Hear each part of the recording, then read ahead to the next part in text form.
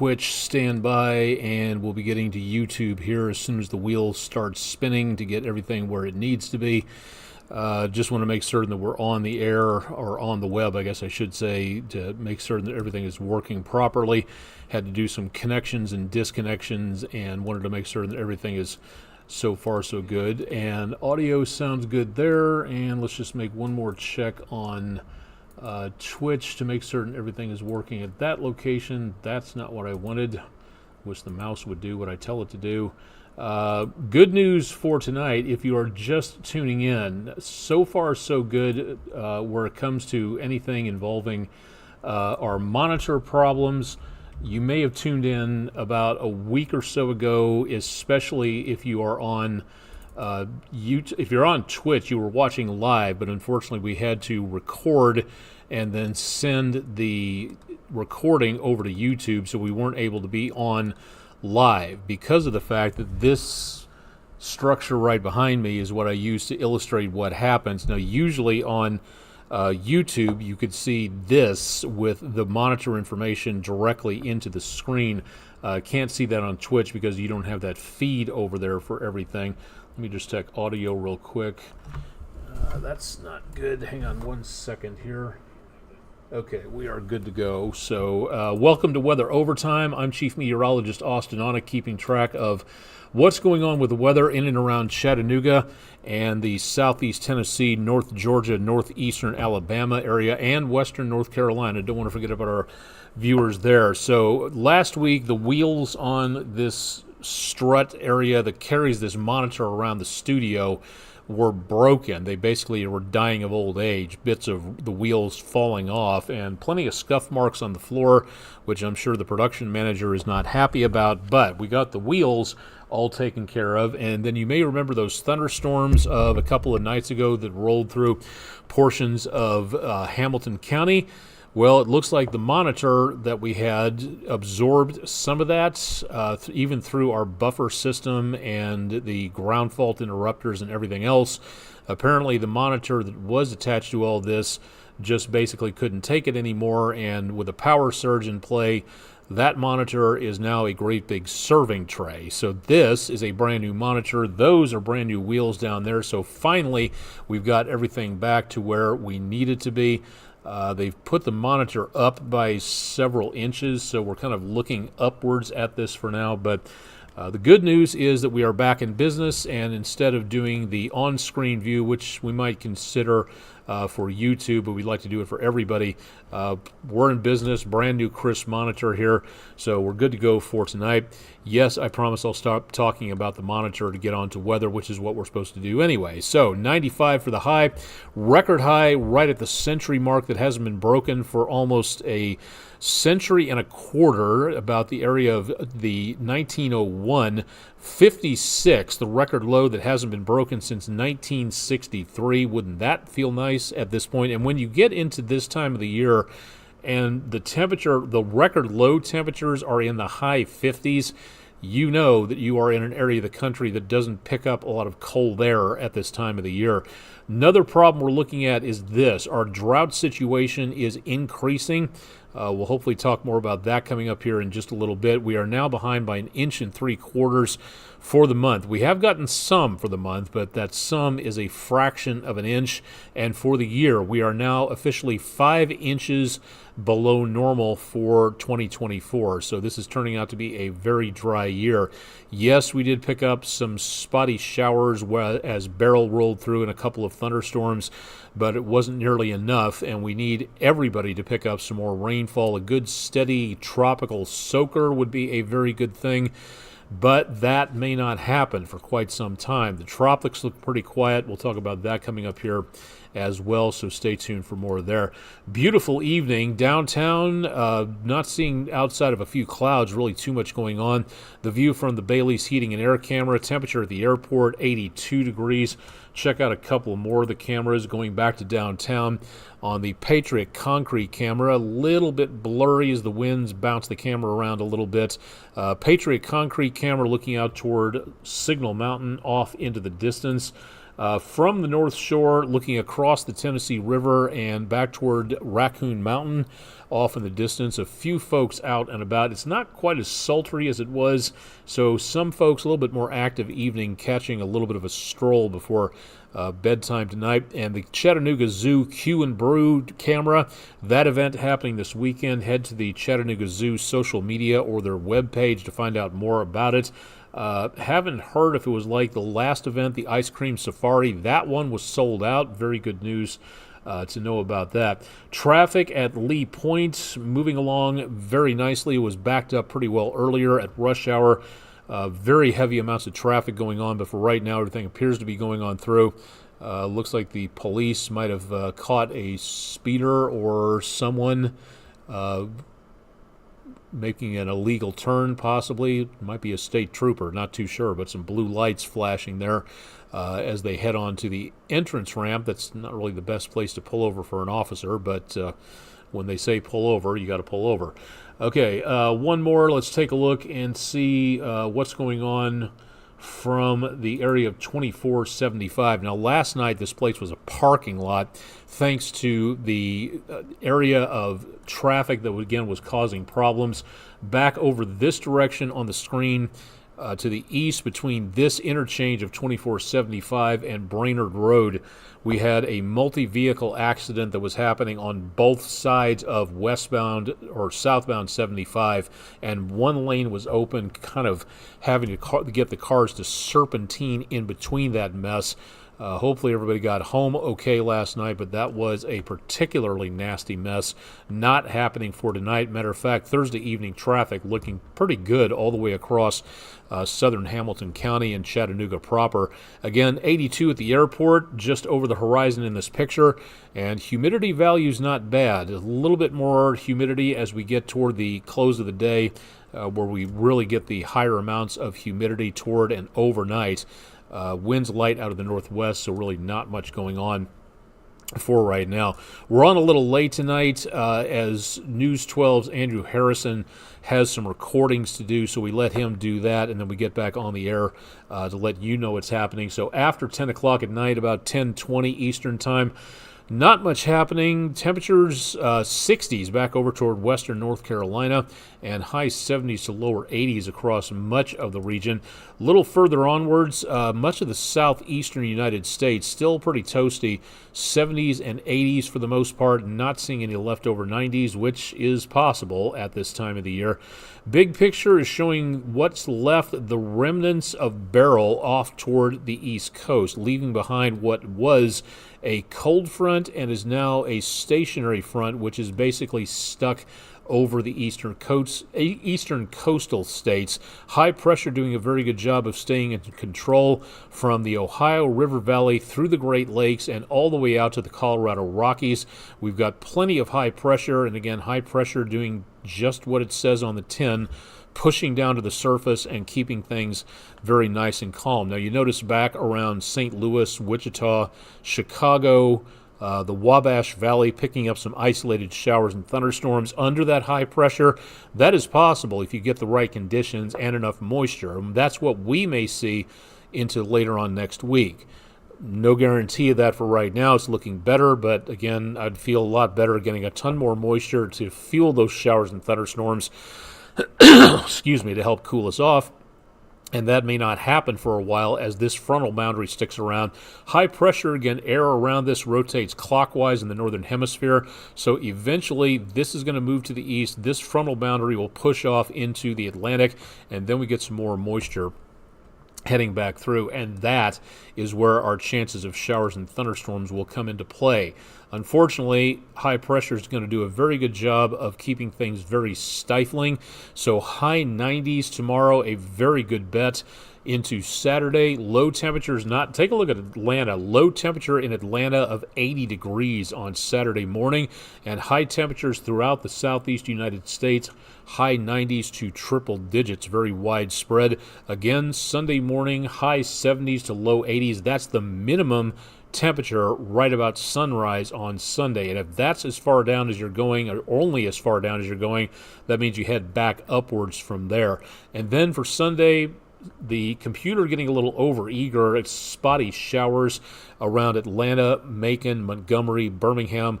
That's going to be about the worst of the worst. We pick up anything in the way of showers or thunderstorms, just isolated popcorn stuff, if that, and then high 90s to lower 100s elsewhere. Going into the rest of the forecast for Monday into the afternoon, guess what? More heat and humidity for us, and temperatures heading for the high 90s to around the triple digits once again. Excuse me, sorry about that. Now, the good news at this time, and believe it or not, there is some, is that we do not have anything in the way of any heat advisories at this point. That, I fear, is going to change into the course of the next several days. You notice again with what's going on out west, we're starting to see a few more areas of heat advisories down toward the Houston area. Big problems down there with lots of power outages, and with the sultry tropical air mass sitting in place, that's not doing anything to cool anybody else off. So some of this heat getting circulated through the plains and over our direction, and we'll continue to see the potential of that heat. Now, we might see a bit of a downturn into mid-month and just afterwards, but it is still going to be quite warm across the southeastern United States. Add to that, that was the short-range forecast. The medium-range forecast for the next 30 days, Climate Prediction Center showing the American West baking from the Rockies to the West Coast. We will continue to be very much on the above-normal chance of some very hot weather coming on through here, and that is where we're going to really see the problems out across the area. Now, I want to just for a second, let's skip over to the 7-day forecast so I can show you a little bit more about what to expect here. Island Cove, looking out over Lake Chickamauga on the EPB Fiber Optics WeatherCam network. Here's the way this shakes out, and no one here at the station was excited to hear this forecast, but we got to tell you anyway to make certain you know what you need to be planning ahead for. So heading into the weekend, not cool. Through the latter half of the weekend into the early part of next week, each and every single day from Sunday through Tuesday, a very good possibility of triple-digit temperatures. And also, again, next week about this time, we see better chances of showers and thunderstorms, and that might drop our numbers a little bit into the lower 90s, so that'll get us closer to normal. But note, again, I did not say anything about the word cooler or chilly. Wouldn't that be nice? But for right now, very mild at night, very warm, in fact. High 70s for low temperatures, highs in the 90s to the triple digits, and that's the way it continues right on through the weekend. This, again, is what we call persistence forecasting, where things don't change over a decent period of time. And for the next 7 days at least, high 90s with maybe some hope of a downturn by next Thursday. Now, here's why I wanted to show this to you first, so you can see the numbers heading upwards into the weekend and beyond, especially into next week. If you've never seen this before, this is a very good graphic and bit of information that comes to you courtesy of the Climate Prediction Center and also from the National Weather Service. It's called the Heat Risk Map, and it would help if I labeled my graphics better so I could find out where I left this darn thing. Give me a second here. I know I had it just a moment ago. This is what we're going to be looking for. Okay, so we got to do the hard way here. What we're going to be looking at when I eventually find it. There we go. Okay, I think we got it. All right, so what we're going to be seeing, the colors you're concentrating on are in the upper right-hand corner of your screen, way up here in the legend. Zero green, not showing up on this map anytime soon. So for today, we were in the minor category and technically still are until we get into about midnight, which is where things will really start to kind of change over by just a little bit into tomorrow. And then what you're going to notice is things stair-stepping upwards into the next few days. So into around Thursday was not bad, but looking into Friday, we start to see red. So we're going upwards from yellow to orange, moderate, and red, and the red there, major possibility of heat injuries. This map, again, the Centers for Disease Control study everything when it comes to affliction and maladies and viruses and all sorts of things like that. That's their job. That's science in motion there. And that is where we take a look at heat injuries. And this map what we're seeing for the next few days is a good possibility that hospitals, urgent care clinics, 911 operators, ambulance, EMTs may see an increased call for anything involving heat injuries, and that risk is what we're talking about here. So going through again the last couple of days, today was more yellow and orange than anything else. Going into Friday, we start getting into that red category, and then the purple starts coming out, and that's as high as you can get. That's 4 extreme, and even into around Sunday, and I believe we'll go even farther into Monday. A good portion of the News 12 viewing area is covered over by this extreme risk for heat injuries. So this is going to be for the next several days, especially the weekend and into this next week. We're looking at very high potential of heat injuries, which means you might think you can go out and mow the entire 2-3 acres at once. You're not going to be able to do that without a lot of rest, getting back in the AC, taking a break, getting in the shade. If you can get some mowing done in the cooler portions of the day right after sunrise and then right after sunset, so at least the sun is not beating down on you directly with radiant heat, that's going to be your best bet, because if you push yourself too hard in weather like this, this is where you start looking at possibility of injury or fatalities. And that's something we want to try to avoid at all costs. So if you've got an opportunity if you have to work or exercise outdoors coming up into the weekend and next week, great. Take breaks, pace yourself, keep an eye on those working or exercising around with you, because this is going to be some pretty ugly conditions out there. Also, for your 4-legged pets, it is the dog days of summer. Yes, that is more astronomical than anything else, as the star Sirius in the constellation Canis Major rises in over the horizon, as was expressed from thousands of years ago. The belief that madness due to the heat increased around these areas, but these are good times to make certain that your furry friends stay cool. As I've heard often from my time back in Kansas, my dad was president of the Helping Hands Humane Society for a while. He even designed their shelter as an architect back in North Topeka, and Audrey McCaig, the owner-operator of the Helping Hands Humane Society, always said, remember, they're wearing the fur coats, you are not. You can take the shirt off, you can get cooler. They have to wear that fur coat all the time. So outdoors in the heat, if you have an outdoor dog, fine, but please make certain that they have good access to shade, to something cool to lay on, plenty of clean water, and make certain that they are able to get there. The best thing these days with numbers like this, bring them indoors. Let them experience the air conditioning out there.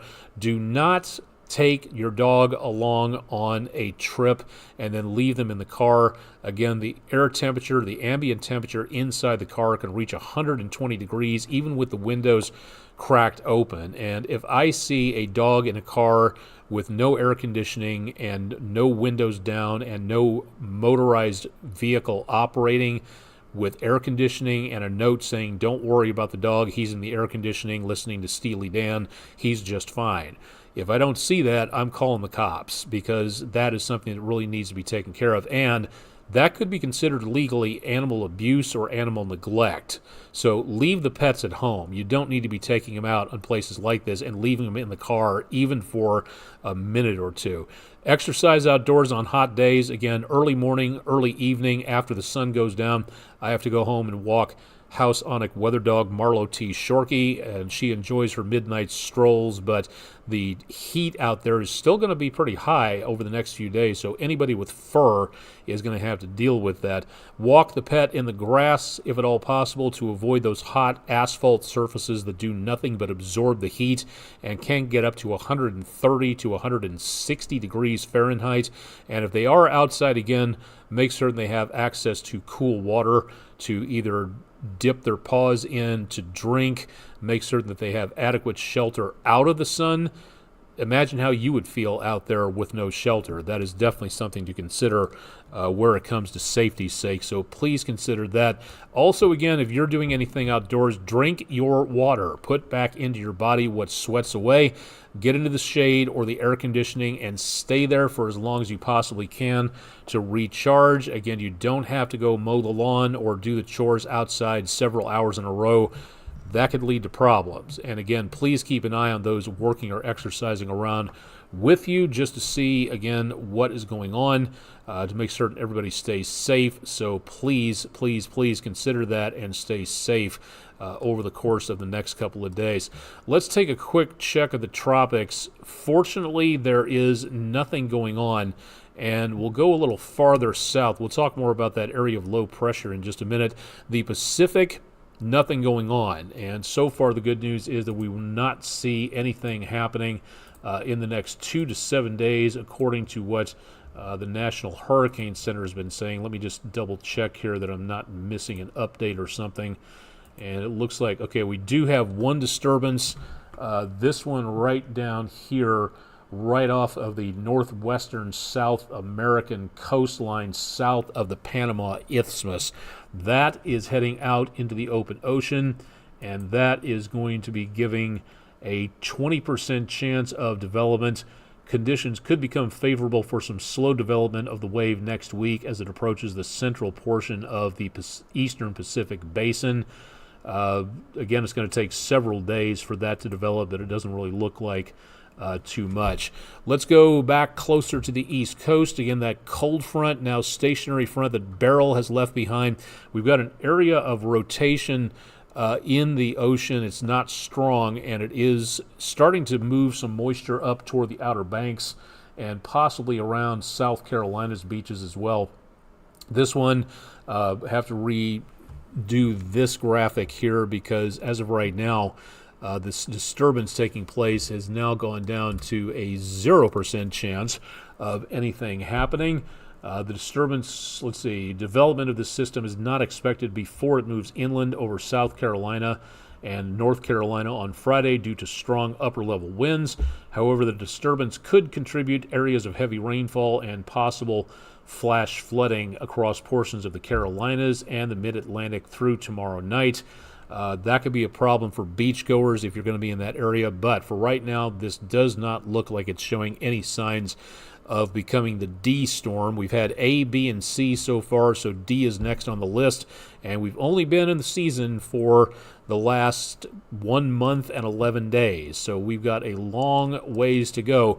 Keep in mind, again, the waters of the Caribbean, the Gulf Stream, the Loop Current, and up along portions of the Bahamas are very warm. Anything above 80 degrees is where we start seeing problems with more moisture, more instability, more powerful storms happening more quickly. And that's what we've got going on from the Bay of Campeche all the way out to Hispaniola. So if anything develops here in the next couple of weeks, it's got plenty of energy to draw on, which means we could go from tropical storm to category 5 in nothing flat. The one thing that is helping us at this time is, again, the Sahara Desert is sending waves of dust and energy out over the Atlantic. Again, some of you may never heard about this before, but this is a completely natural phenomenon. The plants and the animals and the general overall biosphere of the Amazon rainforest take all of this dust and turn it into nutrients for the soil. It's how the soil stays fertile from a continent and an ocean away.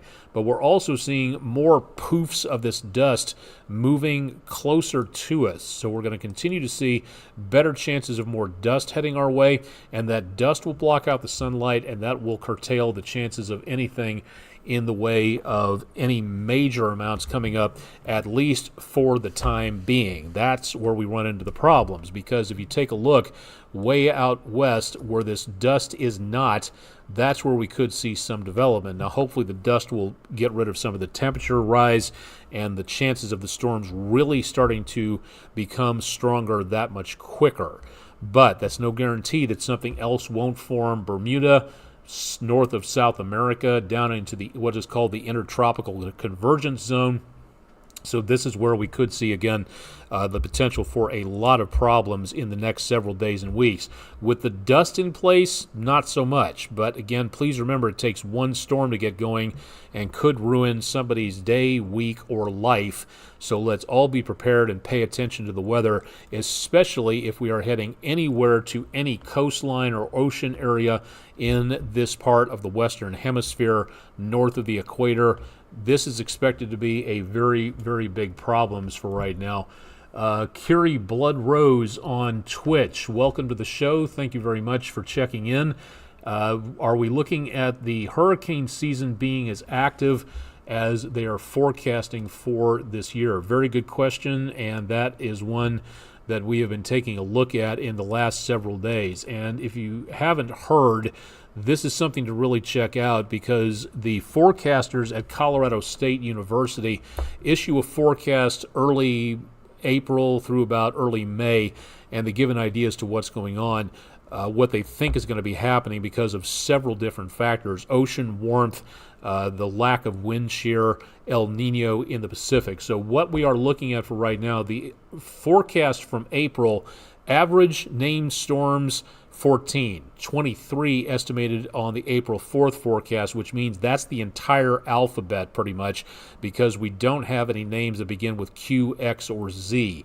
Now, hurricanes, a storm can get a name as a tropical storm, but it can go to a hurricane status from a tropical storm. We're expecting 11 of those, usually about just over 7. And major hurricanes, that's category 3 and above, 3.2 between 91 and 2020 as an average. This year we were forecasting 5. Now that was the previous forecast. A few days ago, the Colorado State University forecasters issued an update that shows even worse conditions expected. Named storms from 23 to 25, hurricanes from 11 to 12, and major hurricanes from 5 to 6. Now, you may be saying, okay, well, a couple of extra hurricanes, that doesn't sound so bad. Well, the problem is we're going up on the numbers instead of down. So that is where we start looking at some problems in and of itself. The fact that we've got an estimate of enough hurricanes, enough named storms to take us into the Greek alphabet like we did in 2005, that's concerning in and of itself right there, to say nothing about how many major hurricanes we're looking at, which is basically twice the normal average. Excuse me. Now, there's one other thing to consider here: the amount of energy that the cyclones can accumulate and to help them grow and become larger and stronger. It's called accumulated cyclone energy, or ACE. Normal, again, over a 30-year period, 123. This forecast, April the 4th, 210, and now on the 9th of July, the estimate is now for 230. That's not quite double, but that's pretty doggone close. So this right here, yes, we are looking at the potential of this season due to a lot of factors that could begin to cause a lot of uptick in the number of storms, a rapid increase in the strength of those storms, and unpredictability as to which direction these storms may go. That's all part of fossil fuel, human-caused climate change. As I said, the waters of the ocean surface are very much on the warm side, and they are going to cause problems with forecasting as these things get stronger, quicker, and might go different directions depending on what is happening in the atmosphere. So yes, we do have a very good chance of this season being exceptionally active, a la 2005. That's what we're kind of looking at for now, but possibly even worse than that, or just about the same as 2005. And that really gives you pause for thought to see what may be coming our direction. So that, again, is something to really pay attention to, and why we need to pay attention to our environment, our only home in space. We want to make certain that we keep that around for as long as possible. Switching on to a nicer topic, thank you very much, News 12 viewer Tammy Levi from Sail Creek. It's always nice when the gang drops off for a quick nosh. Mom deer with 7 fawns with her.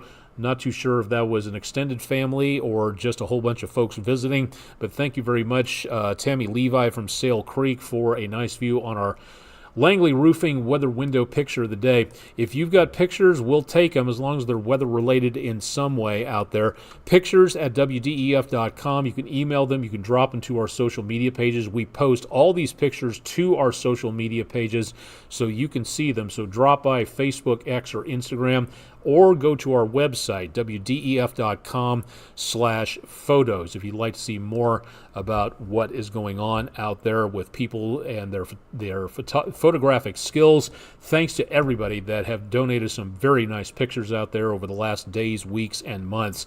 Suffice it to say, again, outdoor activity tomorrow, please be cautious. Anything you're doing out there will involve hot temperatures. The humidity may not be quite so strong, but it is going to be up there enough to where it's going to make things miserable for 18 holes of golf.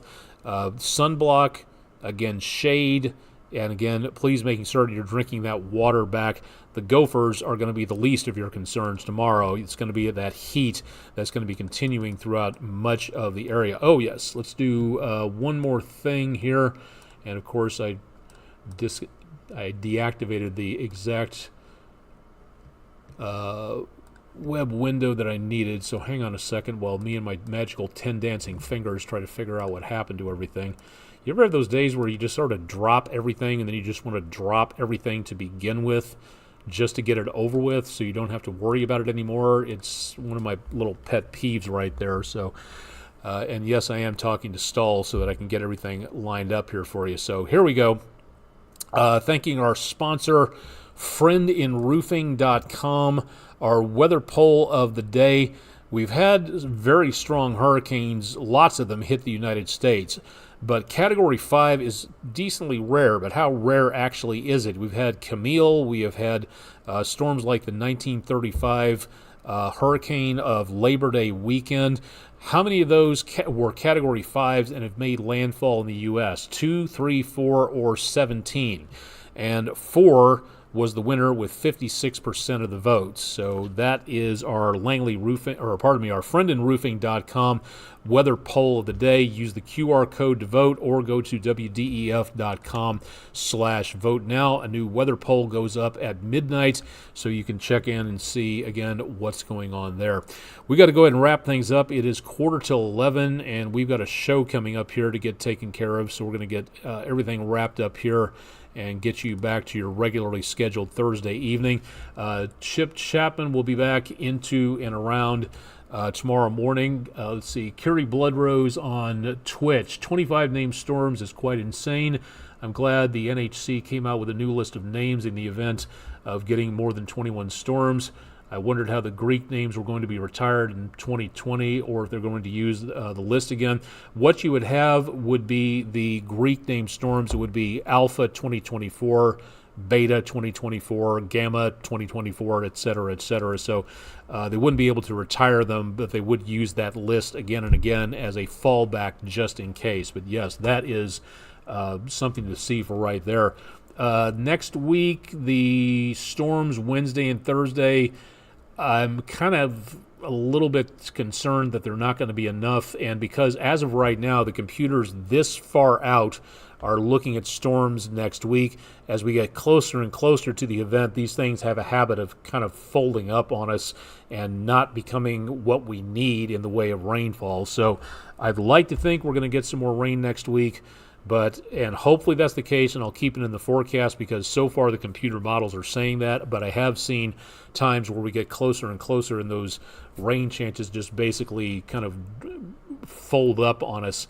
It would be nice to get some more rainfall in here. What we need is just a week of a good, slow, leftover tropical storm soaking. Don't think that's going to be happening anytime soon, but that would be nice to think about. All right, again, Chip Chapman coming up tomorrow morning with your forecast. Don't forget to stay tuned to News 12 on air and online throughout the rest of the weekend. And again, the 7-day forecast in the lower corner of your screen down there on YouTube, down there on Twitch. Please keep it tuned to our website for updates on that, and of course we'll keep you updated on everything else going on as well. I'm Chief Meteorologist Austin Onek. It is Thursday evening, the 11th of July. Please stay cool. Please keep it tuned to News 12 for more. And again, please stay safe out there with all that heat heading our direction. Thanks for joining us for Weather Overtime, and we'll see you again next time.